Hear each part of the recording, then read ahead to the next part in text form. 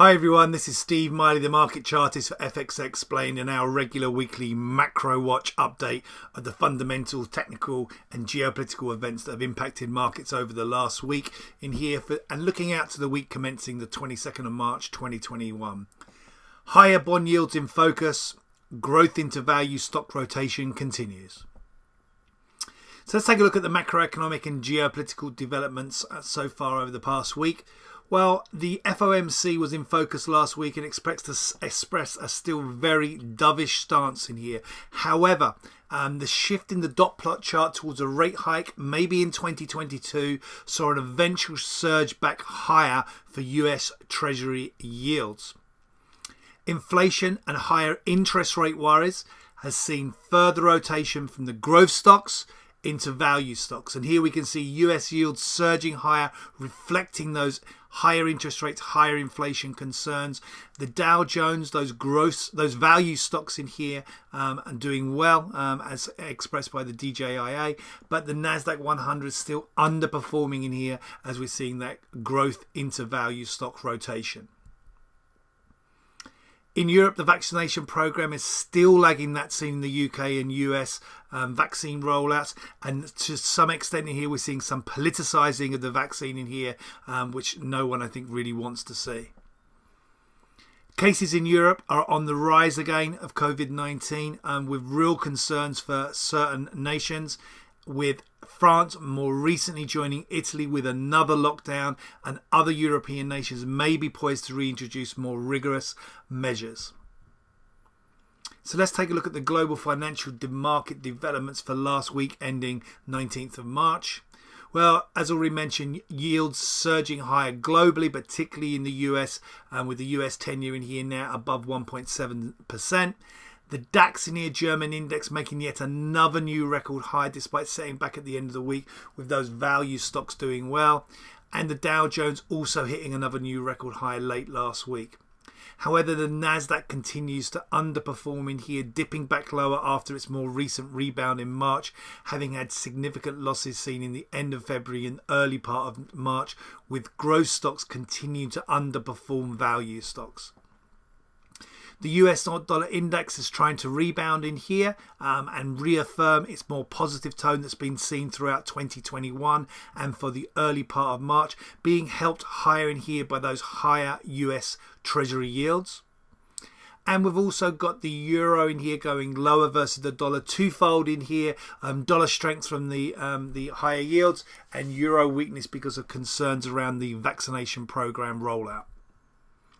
The pound also dipping back lower in here, kind of sideways for much of March so far, but still looking to correct the strength that we've seen in here through from October last year and through 2021.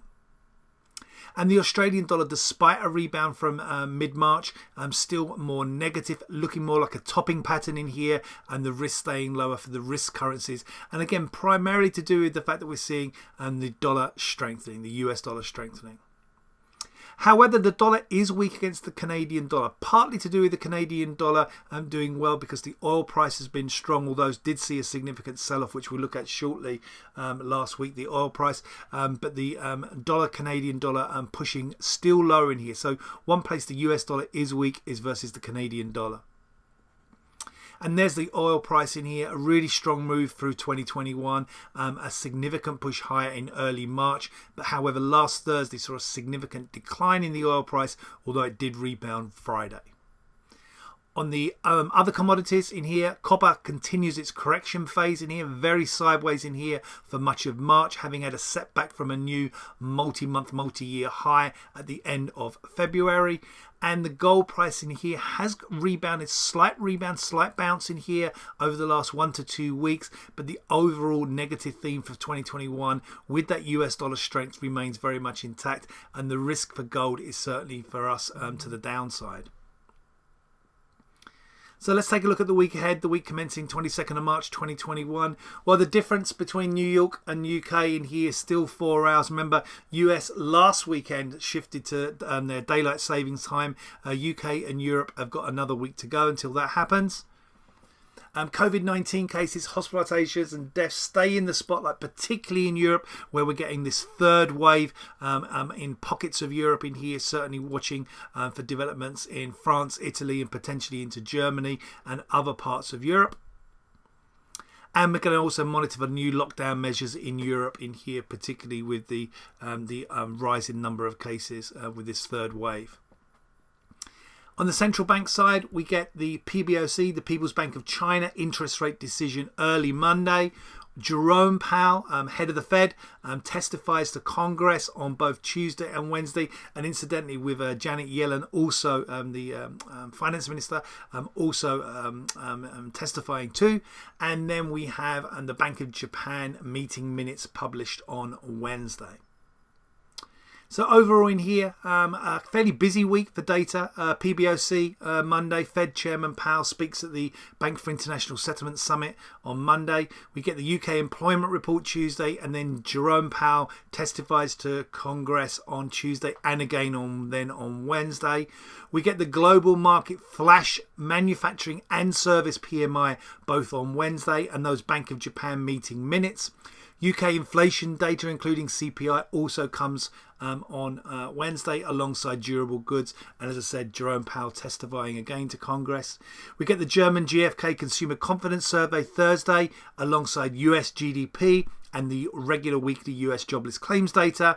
And the week finishes off with UK retail sales on Friday, the German IFO survey, and the much watched US personal consumption and expenditure data. Remember, this is the Fed's favoured form of measure of inflation, and given inflation very much in the spotlight at the moment, we'll certainly be keeping an eye on that. I'm going to wish you all a great trading week. Please stay safe out there. Don't forget to hit that like button on YouTube, and also follow us on our YouTube channel. I'll be back with another Macro Watch very soon next week. So traders, don't forget to catch us on the next FX Explained Macro Watch and all the great content on fxexplained.co.uk.